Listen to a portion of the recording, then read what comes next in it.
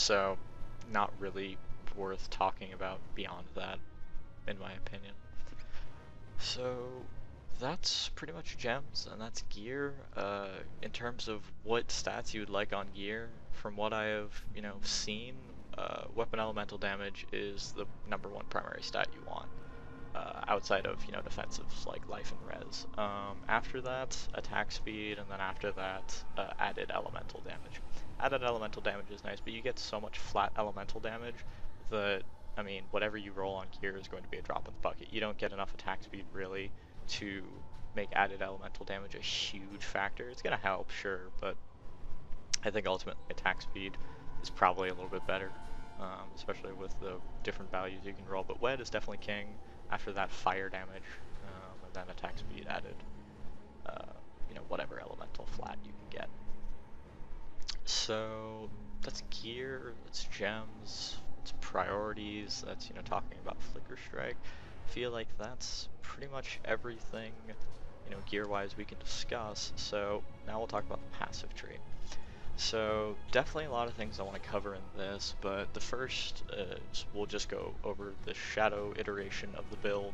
We'll talk about jewels a bit, and then we'll talk about, potentially other classes running this build, and how that would work out.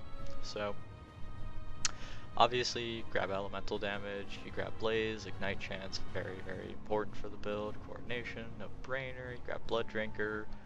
It's just efficient HP, over here. Frenzy Charge, absolutely necessary. Acrobatics, very, very point efficient defense, especially for a build that does not go anywhere near Iron Reflexes or any armor nodes.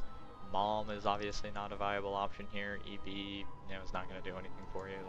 That's pretty much it. And for 5 points, you're going to get a lot more defenses. So fairly, non-negotiable in my eyes in this iteration of the build. Potentially could go somewhere else.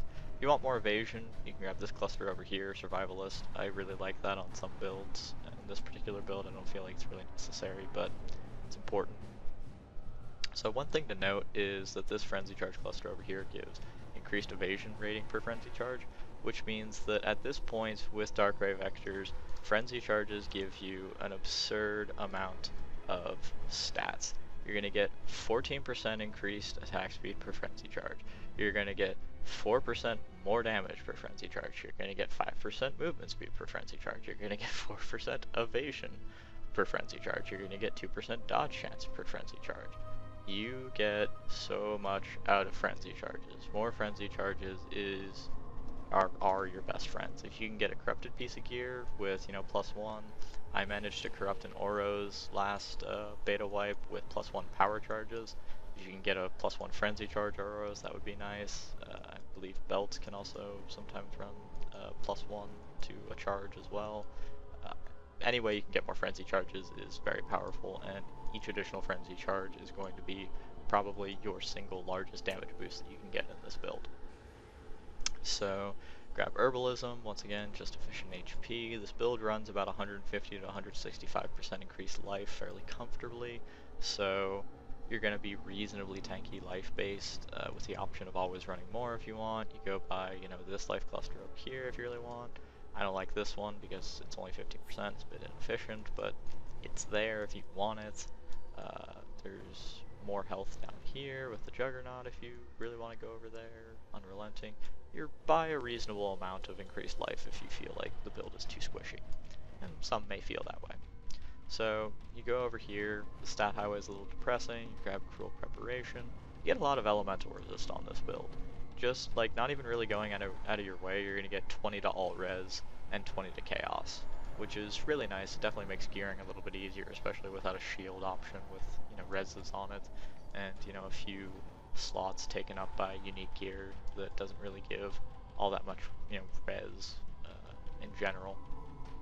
So you grab Explosive Impact, which is very efficient for 4 points, definitely very nice. Purity of Flesh, pretty self-explanatory. The Templar Cluster, probably seen it a bunch of times at this point. Celestial Punishment is huge for this build. 5% chance to ignite, as well as the 25% increased damage. Means you're going to get a lot of bonus damage out of this. Penetration and Solid Flat is very solid on the Celestial Judgment. Grab Devotion. Catalyst is huge, 24% a lot. Elementalist again, it's just a huge node in general. You're going to grab Discipline and Training, Retribution, 5% increased attack speed, 14% melee damage is very solid. The Sanctity, 1% life regen helps to cover the health cost of Flicker Strike a little bit, deal with Degen, which is definitely very desirable. Resolute Techniques is pretty much mandatory for the build, and Barbarism is really nice. The additional max fire res, definitely helps against Reflect a little bit, and just more res in general to ease up gear requirements. So this is a level 75 Shadow, and ideally at level 80 you would have either this cluster right here, Heart of Flame, or this cluster right here, Breath of Flames, depending on your need for Ignite and your desire for more damage. You could also grab these 3 nodes over here. The Firewalker is a fairly strong option, but ultimately I feel like you definitely want Heart of Flame or Breath of Flames by 80, 85-ish.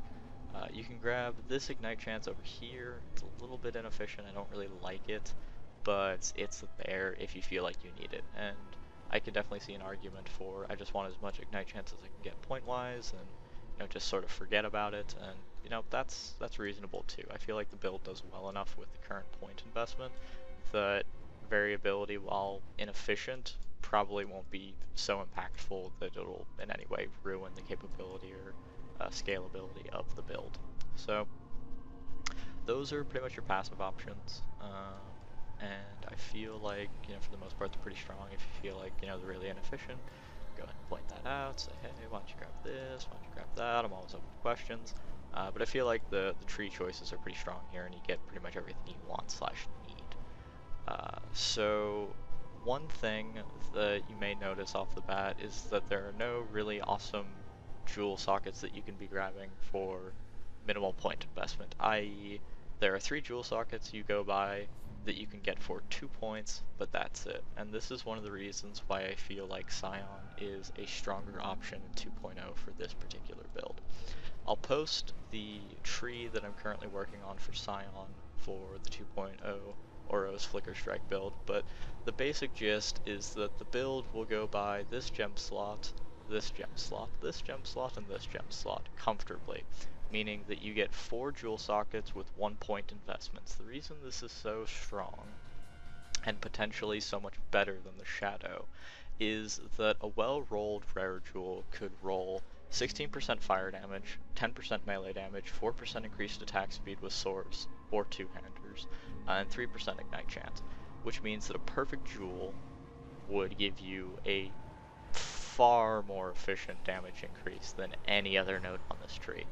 Even a not very well rolled jewel, i.e. you just get fire and melee, which would be nice, and is definitely possible just on a magic jewel. You could easily get 20 to 26% increased damage for that 1 point investment. Times that by 4, it's better than any node on this tree. Explosive impact, it's 25%, Heart of Flame 25%, and they also have their individual bonuses of 3% fire pen, 4% increased AoE. But the fact of the matter is, all of these require multiple point investments to get there, and in the Scion iteration of this build, it's 1 point. It's 1 point for potentially more damage, potentially more ignite chance, just really eases up, some of the point consumption of the build, and just makes it better in general. That's one of the primary reasons that I believe Scion will probably be the better iteration of this build, and once again I'll post the tree that I've been working on. This sort of incorporates aspects of this tree, goes a little bit different on a few routes, and with the addition of jewels could potentially be stronger. So I feel like that covers jewels, that covers passives, that covers gear, that covers gem options, optimizations, etc. So I think the only thing to do is run a little bit harder map. It's a 72, so it's not super difficult. I would like something a little bit more difficult to showcase, but this is what I have. So if I get my hands on something stronger, then I will showcase that later.